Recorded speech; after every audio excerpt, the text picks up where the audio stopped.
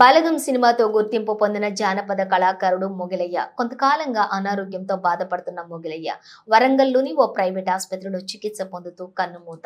బలగం సినిమాతో గుర్తింపు పొందిన జానపద కళాకారుడు మొగిలయ్య కన్నుమూశారు.